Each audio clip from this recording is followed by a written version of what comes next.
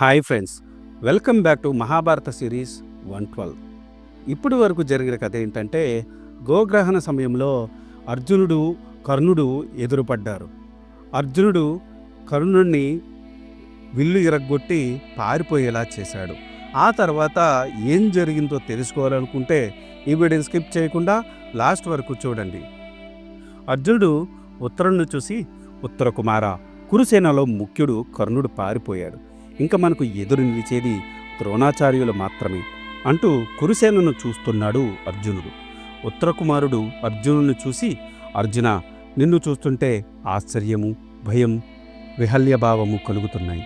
నీ ధైర్యము, నీ శౌర్యము చూస్తుంటే నా మనసు భయంతో వణికిపోతూ ఉన్నది. కాళ్ళు చేతులు ఆడటం లేదు. నాకు ఈ రథం నడపటం సత్యం కాకుండా ఉంది. నేను పుట్టినది మొదలు ఈ మాదిరి యుద్ధం చూడలేదు. నా మనసు పరవశించిపోతూ ఉంది. నా శరీరం నేను చెప్పిన మాట వినడం లేదు అని అన్నాడు వణుకుపోతూ ఉత్తరుడు. అర్జునుడు ఉత్తరును చూసి నవ్వి, ఉత్తరకుమార, నేను ఉండగా నీకేమీ భయం లేదు. నిర్భయంగా రథము తోలుము. అటు చూడు, ఎర్రని గుర్రములు కట్టిన రథం మీద ఉన్నాడే, ఆయనే ద్రోణుడు, మా గురువుగారు. ఆయనకు ఎన్నో అస్త్రశస్త్ర ప్రయోగ ఉపసంహారములు కూడా తెలియను. సుజనహితుడు, తన కుమారుడు అశ్వత్థామ కంటే నన్ను ఎక్కువగా ఆదరించి నాకు విలువిద్య నేర్పాడు. రాజధర్మ ప్రకారం ఈనాడు ఈ విధంగా ఆయనను యుద్ధంలో ఎదుర్కొనాల్సి వచ్చింది.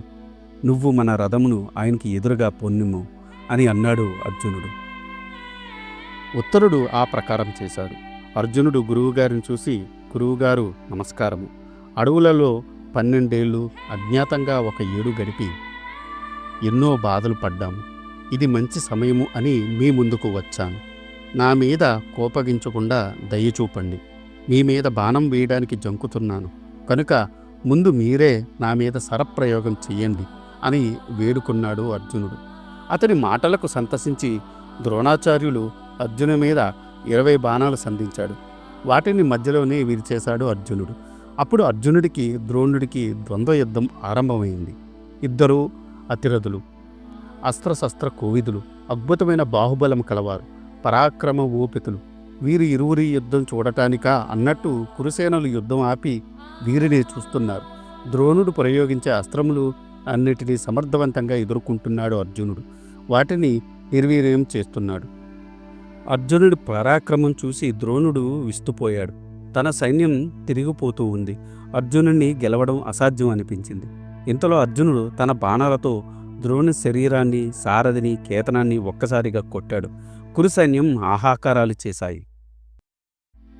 తన తండ్రి పరిస్థితిని చూసి అశ్వత్థామ తండ్రికి సాయంగా యుద్ధంలోకి దిగాడు.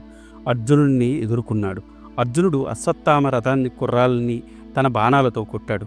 అశ్వత్థామ తన బాణాలతో అర్జునుడి గాంధీవం, విల్లు, తాటిని తెంచేశాడు. అర్జునుడు అల్లెతాడు బిగించుకుంటూ ఉంటే మరొక 8 బాణాలతో అర్జునుడిని కొట్టాడు. అర్జునుడు గాంధీవం సరిచేసుకుని అశ్వత్థామ వేసిన బాణాలు మధ్యలోనే తుంచి అస్త్రాలను అశ్వత్థామ మీద సంధించాడు. అర్జునుడికి అక్షయ తునీరం ఉంది, కానీ అశ్వత్థామకు లేదు. అందుకని అశ్వత్థామ బాణాలు అయిపోయాయి. ఇది గమనించి కృపాచార్యుడు అశ్వత్థామకు సాయంగా వచ్చాడు.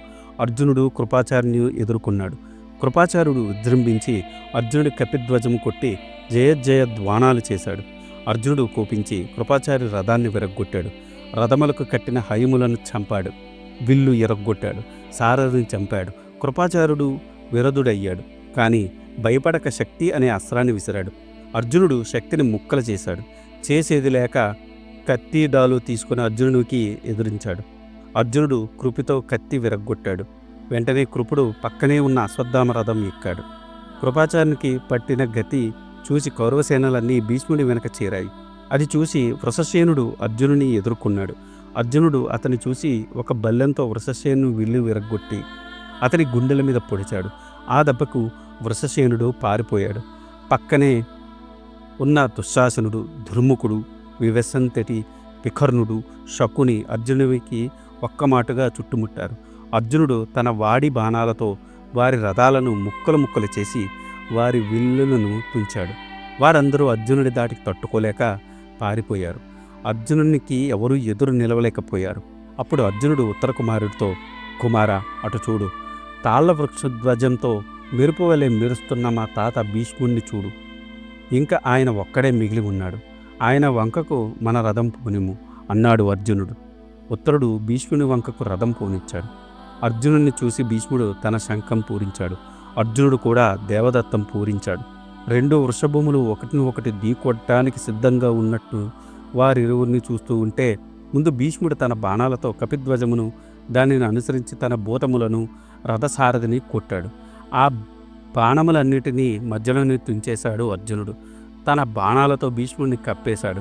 అర్జునుడు వేసిన బాణాలను తన బాణాలతో పటాపంచలు చేశాడు భీష్ముడు. అర్జునుడు వేసే ప్రతి అస్త్రాన్ని భీష్ముడు ముక్కలు ముక్కలు చేస్తున్నాడు. అది ఎలా ఉందంటే, అర్జునుడు తాను నేర్చుకున్న అస్త్రాలను తాతగారి ముందు ప్రదర్శిస్తూ, తాతగారు చూడండి, ఈ అస్త్రశస్త్రం నేనే సంపాదించాను అని చూపిస్తుంటే, బాగున్నాయిరా, ఇంకా చూపించు అని తాతగారు అన్నట్టు ఉంది. తాను వేసిన ప్రతి అస్త్రాన్ని తాతగారు ముక్కలు చేస్తుంటే అర్జునుడికి కోపం వచ్చింది. తాతగారి విల్లు విరగ్గొట్టాడు. ఇప్పుడు మనవడి మీద తాతగారికి కోపం వచ్చింది. అర్జునుని మీదకు శరపరంపర కురిపించాడు. అర్జునుడు తాతగారు వేసిన బాణాలన్నీ మధ్యలో తుంచి ఆయన రథాన్ని, సారథిని, గుర్రాలను కొట్టాడు.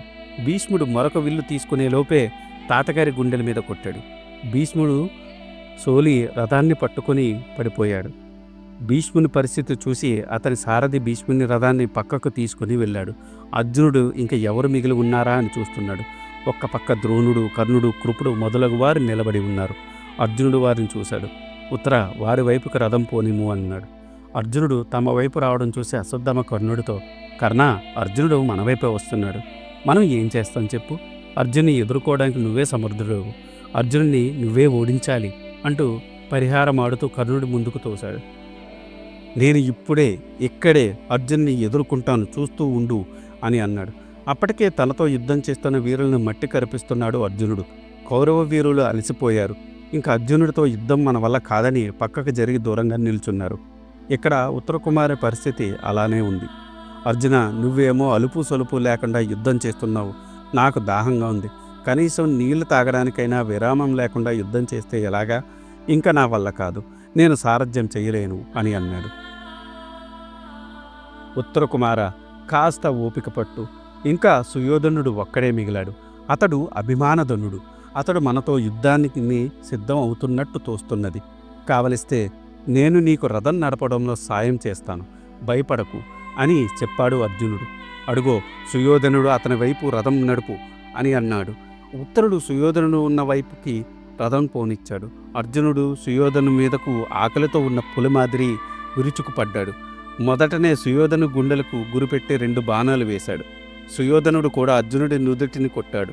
వాటిని విరిచి మరలా సుయోధను మీదకు శరపరంపర కురిపించాడు అర్జునుడు. ఇంతలో సుయోధనునికి సాయంగా వికర్ణుడు ఏనుగు మీద వచ్చి అర్జునుడితో యుద్ధం చేస్తున్నాడు. అర్జునుడు ఏనుగు కుంభస్థలం మీద పిడికిడితో గుద్దాడు. ఆ దెబ్బకు ఏనుగు కూలి పడిపోయింది. వికర్ణుడు పడిపోయిన ఏనుగును వదిలి పక్కనే ఉన్న వివింశతి రథం ఎక్కాడు. మరలా అర్జునుడు సుయోధను గుండెలకు గురిపెట్టి బాణాలు వేస్తున్నాడు. దుర్యోధనుడు గాయపడ్డాడు. సుయోధనునికి సాయంగా ఉన్న వారిని కూడా అర్జునుడు గాయపరిచాడు. చేసేది లేక సుయోధనుడు కూడా వెనకకు మరల్చాడు. అర్జునుడు సుయోధనుడికి తరుముకున్నాడు. అప్పుడు కర్ణుడు భీష్ముడిని చూసి, అర్జునుడు మనల్ని వెనక నుండి తరుముతున్నాడు, సుయోధనుడు పారిపోతున్నాడు, మనము సుయోధనునికి కాపాడుకోవాలి అని అన్నాడు. కర్ణుడి మాటలను భీష్మ, ద్రోణ, కృపాచార్యులు లెక్క చేయలేదు. అప్పుడు సుయోధనుడు దీనంగా వారిని చూసి, అదేమిటి అలా వెళ్ళిపోతున్నారు? ఇది మీకు ధర్మమా? మీకు రాజైన నాకు పరాజయం కలిగినప్పుడు నన్ను ఆదుకోవడం మీ ధర్మం కాదా అని దీనంగా అన్నాడు. అప్పుడు అందరూ ఆగారు. భీష్ముడు సుయోధనుని ఓదార్స్తున్నాడు. అర్జునుడు సుయోధన్ని సమీపించి, సుయోధన, కౌరవరాజా, ఇదేమిటయ్యా అలా పారిపోతున్నావు? ఇది క్షత్రియ ధర్మమా? నేను ఒక్కడినేనయ్యా, కుంతీపుత్రులలో చిన్నవాడిని, అసక్తుడను, ఒంటరివాడిని. కాని నువ్వు గాంధారి పుత్రులలో అగ్రజుడు, పైగా అపార సేనావాహినితో నీ మిత్రులతో ఉన్నావు. ఇలా పారిపోతే నిన్ను సాటి రాజులు జనం మెచ్చుకుంటారా చెప్పు? ఓ కౌరవేశ్వర, ఇలా యుద్ధంలో పారిపోయిన వాడిని రేపు హస్తినాపుర వీధుల్లో ఏనుగునికి ఊరేగగలవా? మణిమయ రత్నభూషణములు ధరించి నిండు పేరుగలమైన సింహాసనమును అధిష్ఠించగలవా? కర్పూర చందన కస్తూరి మొదలగు సుగంధ ద్రవ్యములను సేవిస్తూ భోగభాగ్యములను అనుభవించగలవా? అదియు కాక అత్యంత సౌందర్యవతులైన అంగనలతో నీ ఇష్టానుసారము వేడుకగా భోగింపగలవా? సుయోధన, నా మాట విను. యుద్ధంలో చనిపోతే స్వర్గ సుఖాలు అనుభవించవచ్చును, యుద్ధంలో గెలిస్తే ఇహలోక సుఖాలు అనుభవించవచ్చు, కానీ పారిపోవడం మంచిది కాదు. అయినా సుయోధన, ఎక్కడ కూడా జూదము ఆడి గెలుద్దాము అనుకుంటే అది పొరపాటే. ఇది రణరంగము, ఇక్కడ జూదం ఆడటానికి వీలు లేదు. అయినా నీలాంటి రారాజు పారిపోవడమా? చీ చీ, పారిపోకు అని ఆక్షేపించాడు అర్జునుడు. ఆ మాటలు విన్న సుయోధనునికి రోషం వచ్చింది. తన సైన్యాన్ని సన్నద్ధం చేశాడు. భీష్మ, ద్రోణ, కృప, అశ్వత్థామ, కర్ణులతో కలిసి మూకుమ్మడిగా అర్జునుడి మీదకి దాడి చేశారు. అర్జునుని కురు వీరులందరూ చుట్టుముట్టారు. వారందరూ సుయోధన్ని రక్షిస్తూ అర్జునుడి మీదకు శరప్రయోగం చేస్తున్నారు. అర్జునుడు తన సారథిని, రథాన్ని, గుర్రాలను కాపాడుకుంటూ యుద్ధం చేస్తున్నాడు. అర్జునుడు ఆలోచించాడు, ఇప్పుడు సుయోధన్ని చంపడం ధర్మం కాదు. ఎందుకంటే సుయోధన్ని చంపడం భీముని ప్రతిజ్ఞ. అప్పటికే అందరితో యుద్ధం చేశాడు. ఇంకా అక్కడ నుండి వీరోచితంగా తప్పుకోవడం ఉత్తమం. పైగా ఉత్తరకుమారికి బొమ్మ పొత్తికలు తీసుకొని వెళ్ళాలి. కురువీరులు తలపాగాలు తీసుకొని వెళ్ళటం వల్ల వారిని అందరినీ జయించినట్టు అవుతుంది. అందుకని కురువీరులను, కురుసేనలను భంగపాటు చేయదలిచి తనకు కుబేరుడు బహుకరించిన సమ్మోహనాస్త్రాన్ని కురుసేనల మీదకి ప్రయోగించాడు. అది కురువీరులలో తేజస్సు హరించి నిశ్చేజులుగా చేస్తుంది. అందరూ స్పృహ కోల్పోతారు. ఆ అస్త్రానికి ఇంద్రుడు అధిదేవత. ఒకసారి ప్రయోగిస్తే తిరుగులేని అస్త్రం. అర్జునుడు ప్రయోగించిన సమ్మోహనాస్త్రము మహిమకు కురువీరులందరూ తమ తమ ఆయుధములు విడిచి నిద్ర వచ్చినట్టు స్పృహలో కోల్పోయారు. అర్జునుడు ఉత్తర కుమారుకు చూసి, కుమార, కురు సైన్యం అంతా నిద్రావస్థలో ఉన్నది. నీవు పోయి దుర్యోధనుడు, అశ్వత్థామ, కర్ణుడు, ద్రోణుడు, కృపాచార్యుడు ధరించిన తలపాగాలు మాత్రం తీసుకుని రమ్ము. మా తాత భీష్ముల వారి వద్దకు వెళ్ళకు. ఆయన ఈ అస్త్రానికి బద్ధుడు కాడు, మేలుకొని ఉంటాడు. జాగ్రత్త, ఆయన వద్దకు వెళ్ళకు అని అన్నాడు. ఉత్తరకుమారుడు సంతోషంగా రథం దిగి అర్జునుడు చెప్పినట్టు కురువీరుల తలపాగాలు తీసుకొని వచ్చాడు. మరలా రథం ఎక్కాడు. కుమార, మన రథాన్ని యుద్ధరంగం నుండి బయటకు పోనిమ్ము అని అన్నాడు. ఉత్తరకుమారుడు రథం తోలుకుంటూ వెళ్ళిపోయాడు. అర్జునుడు కొంచెం దూరం వెళ్ళి ఆగాడు. ఇక్కడ కురువీరులందరికీ తెలివి వచ్చింది. సుయోధనుడు అర్జునుని అల్లంత దూరంలో చూశాడు. మరలా అర్జునుడితో యుద్ధం చేయడానికి తయారయ్యాడు. అప్పుడు భీష్ముడు సుయోధనుడితో, సుయోధన, ఏమి జరిగిందో నీకు తెలియదు. నేను తప్ప మీరందరూ తెలివి తప్పి పడిపోయారు. అర్జునుడు కేవలం మీ తలపాగాలు మాత్రం తీసుకుని వెళ్ళాడు. అతడు క్రూరత్వంతో మన తలలు కూడా తీసుకొని వెళ్ళి ఉంటే ఏమయ్యేది?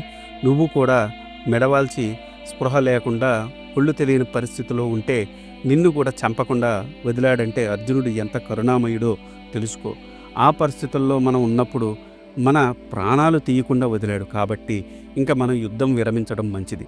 ఇంత జరిగినా మనం బాహుబలాన్ని నమ్ముకొని యుద్ధానికి దిగితే ఈరోజే పూర్ణాహుతి జరపడం తథ్యం. సుయోధన, ఇంత జరిగినా ఇంకా పట్టుదల ఎందుకయ్యా? పద, మన రాజధానికి వెళదాం. మనం పట్టుకున్న గోవులను అర్జునుడు ఎప్పుడో విడిపించుకుపోయాడు.